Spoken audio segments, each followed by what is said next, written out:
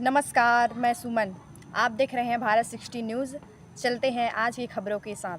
प्यार इश्क मोहब्बत और प्यार इश्क मोहब्बत में धोखा, झूठे साक्ष्य कोर्ट में पेश करना, उसके बाद व्यक्ति को मानसिक रूप से प्रताड़ित करना, ऐसी काफ़ी चीज़ें आपको सुनने में अजीब तो लगती होगी, परंतु ऐसे ही एक शख्स आज हमारे साथ मौजूद हैं जिन्होंने प्यार इश्क और के चक्कर में काफ़ी धोखा खाया। यहाँ तक कि शादी के उनके झूठे साक्ष्य भी न्यायालय में पेश किए गए और झूठे साक्ष्य पेश करने के बाद उनको मानसिक रूप से प्रताड़ित भी होना पड़ा और प्रताड़ना भी झेलना पड़ा।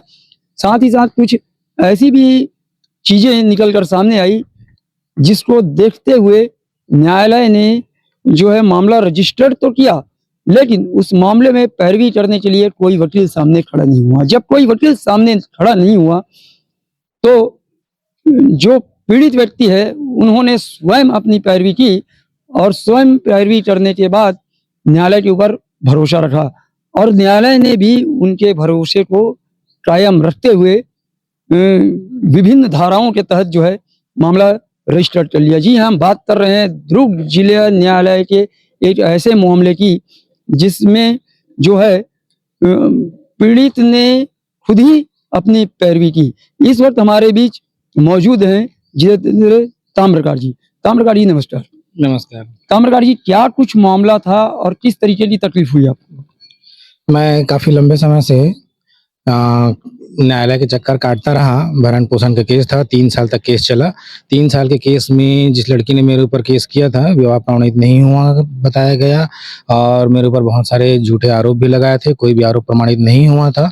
ऐसे केस में कल्याणी मिश्रा, उनके पति का नाम मुरली मनोहर मिश्रा है, जो कि चंदखोरी पुलगांव नाका जिला दुर्ग में निवास करती हैं। उन्होंने बहुत बड़ा रोल निभाया और बहुत ज़्यादा झूठी गवाहियाँ उन्होंने कोर्ट के सामने दी और उसके साथ-साथ में ही झूठे साक्ष्य भी उन्होंने कोर्ट के सामने रखे, जिनके आधार पर कोर्ट ने डिसीजन दिया था। उसके बाद मैंने उन सारे जितने झूठ उन्होंने बोला था, उन सारे झूठ का सारा सबूत बनाया और सारे सबूतों के साथ जब मैं अलग-अलग वकीलों के पास गया केस करने के लिए, तो कि इन्होंने झूठी गवाही दी है, इनके विरुद्ध केस करना है।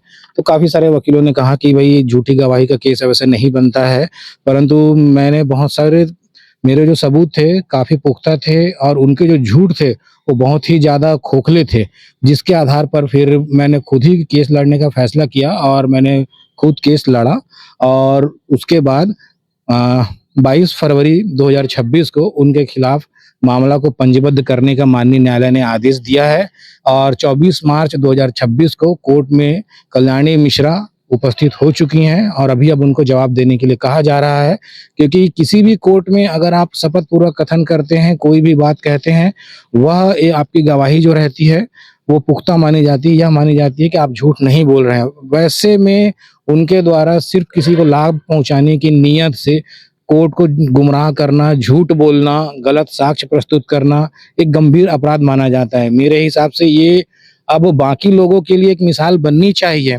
कि कोर्ट में कोई गवाही झूठी गवाही ना दे, क्योंकि झूठी गवाही का परिणाम एक केस भी होता है जिसमें आपको 7 साल तक की सजा भी हो सकती है। और मैं चाहता हूं कि ये एक मिसाल बने हर जगह के लिए, जहां पर कोई भी किसी को लाभ पहुंचाने की नीयत से झूठी गवाही कम से कम ना दे और किसी को प्रताड़ित ना करें। किस प्रकार के जो है झूठे साक्ष्य पेश किए गए थे? विवाह के संबंध में झूठे साक्ष्य प्रस्तुत किए थे, प्रताड़ना के संबंध में झूठे साक्ष्य प्रस्तुत किए थे। ऐसी घटनाओं का उन्होंने उल्लेख कर दिया था जिन घटनाओं में ना वो कभी रही थी, ना उन्होंने कभी देखा है, ना कभी उन्होंने सुना है। और उनके साथ-साथ में विवाह का जो वर्णन है कि हर किसी को अपना विवाह याद रहता है, उनको तो विवाह की तारीख भी याद नहीं है, विवाह की तारीख भी अलग-अलग बता रही हैं। ऐसे में उनकी गवाही कैसे विश्वसनीय मानी जा सकती है? एक में कभी बताती हैं कि 23 फरवरी 2018 को हुआ है, कभी बोलती हैं 23 दिसंबर 2018 को हुआ है और सभी शपथ पूर्वक कथन लेके वह कह रही हैं। ऐसा शपथ पत्र कहाँ दिया? ऐसा शपथ पत्र उन्होंने थाने में दिया है, महिला थाने में दिया है, पुलगांव नाका में बयान में दिया हुआ है और उसके साथ-साथ में माननीय न्यायालय, कुटुम्ब न्यायालय में भी दिया हुआ है। तो आगे की जो कार्रवाई आपकी किस प्रकार की होगी? मेरे को भारतीय न्यायपालिका के ऊपर पूरा भरोसा है कि मैं जितने साल प्रताड़ित हुआ हूँ, तो मुझे उन सब चीज़ों का फल मिलेगा बढ़िया से और मैं अपना केस को पूरी तरह से आखिर तक ले जाऊँगा और केस को लड़ूँगा। जिन्होंने झूठी गवाही दी, जिसकी वजह से मुझे प्रताड़ित होना पड़ा है, वो मैं उनको बिल्कुल सज़ा दिला के ही रहूँगा। क्या लगता है, बात विवाह की आती है तो आपकी विवाह हुई थी या नहीं? नहीं, अभी तक तो नहीं हुआ है अभी। विवाह नहीं हुआ है, उसके बाद किस तरीके से आप साथ में रहा करते थे? अब हम लोग एक साथ रहते तो नहीं थे जी इस तरह से, बस ये था कि पास में उन दोनों का रहना होता था, मिलना-जुलना होता था, इस तरह की बातें थी। और उनको लेके फिर बाद में मेरे को थोड़ा-सा ब्लैकमेल करना शुरू कर दिया गया था और जब तक मैं उनको अच्छे से रखता, पैसा देता, सब ठीक था, नहीं तो फिर हम लोग पुलिस में शिकायत करेंगे वाली बात आ जाती थी। तो बीच में फिर पुलिस में शिकायत करते, फिर वापस लेते, फिर शिकायत करते, फिर वापस लेते। फिर जब मैं बहुत ज़्यादा प्रताड़ित हो गया तो फिर मैंने बोला, अब आपको जो करना है आप करिए। तो इसके चक्कर में उन्होंने पुलिस में शिकायत करना, तो कोर्ट में केस करना, वो सारी चीज़ें शुरू कर दी थी। ये मानसिक प्रताड़ना का जो दंश है, कितने वर्षों तक क्या आपको सहना पड़ा? 4 साल तक। और आज की डेट में मैं बिल्कुल ठीक हूँ, कोई दिक्कत नहीं है, बढ़िया से अच्छा से है, मेरा काम भी सब कुछ ठीक चल रहा है और अब जिन लोगों ने झूठा केस किया था, अब उन लोगों की बारी है कि वो अपने झूठे केस का झूठे जो प्रताड़ना का दौर था मेरा खत्म हुआ, अब उनका दौर शुरू रहेगा। अब वो कोर्ट में जाएँगे और वो अब उन चीज़ों का जवाब देंगे कि उन्होंने ऐसा दुष्कर्म, ऐसा गलत कार्य, ऐसा प्रताड़ना भरा कार्य क्यों किया था। और मुझे बिल्कुल भरोसा है न्यायपालिका के ऊपर कि उनको बिल्कुल अपने काम की सज़ा मिलेगी।